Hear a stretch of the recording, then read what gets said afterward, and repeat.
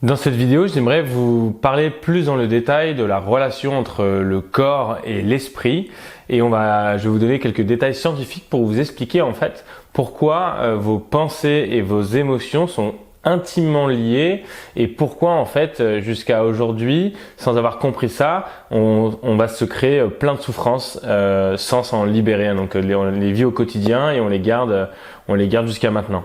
Donc pour comprendre en fait que vos pensées et vos émotions sont intimement liées, il faut aller voir dans le cerveau. Donc une pensée, c'est par exemple le fait de dire que on va perdre son travail le mois prochain parce que l'entreprise dans laquelle on travaille va mal.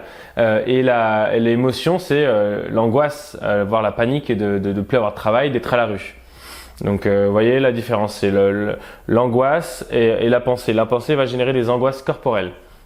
Et vous verrez dans les prochaines vidéos que je vais vous inciter énormément à porter votre attention sur votre corps quand je vais vous demander de penser à certaines choses qui vous plaisent pas, des pensées négatives. Alors, pour aller voir dans le cerveau, on va aller simplifier. Je ne suis pas un neuroscientifique, mais j'ai appris des concepts neuroscientifiques à travers pas mal de bouquins très intéressants.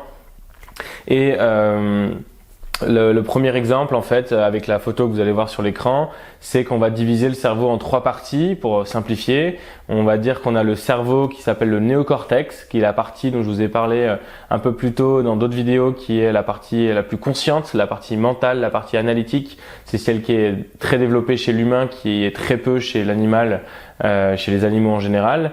C'est là où siège la conscience.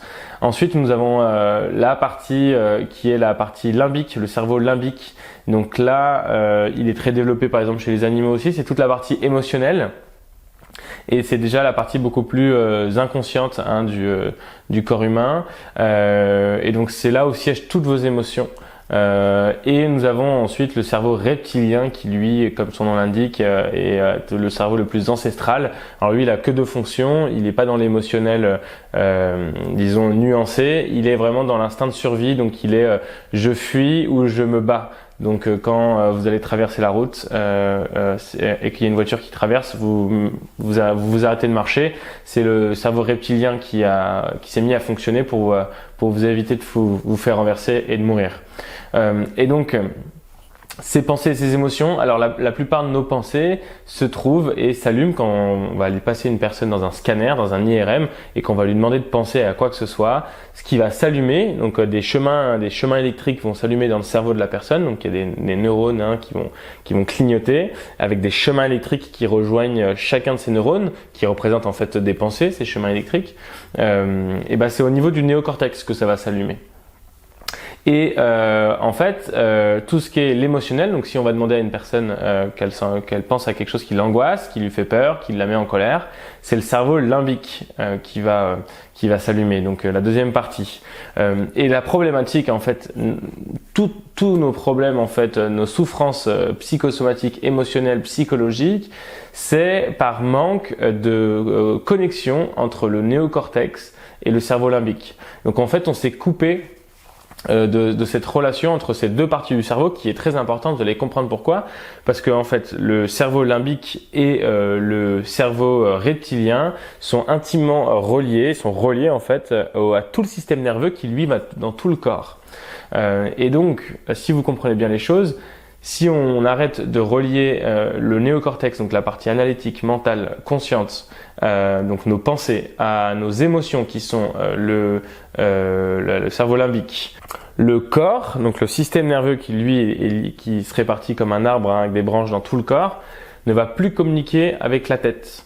Et en fait, ce manque de connexion et ce qu'on appelle d'énergie vitale qui a arrêté de circuler à un moment, qui fait que en fait, les problématiques que vous rencontrez ne trouvent pas de solution, elles vous font souffrir, elles vous ralentissent, elles vous abaissent dans votre vie.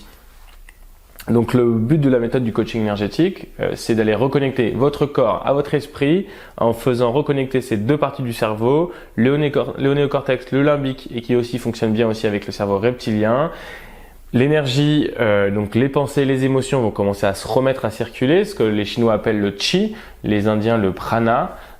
Et en fait, tout va recirculer entre votre corps et votre esprit. Et en fait, ça vous amène des solutions extraordinaires et des libérations surtout corporelles, physiques, physiologiques, psychiques et spirituel.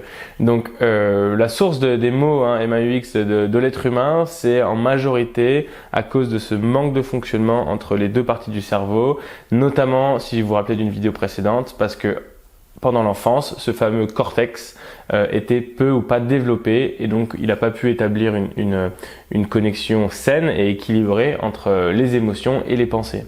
Donc en gros, en vous apprenant à vous reconnecter ces deux parties du cerveau, vous allez régler un paquet de problèmes émotionnels et psychologiques.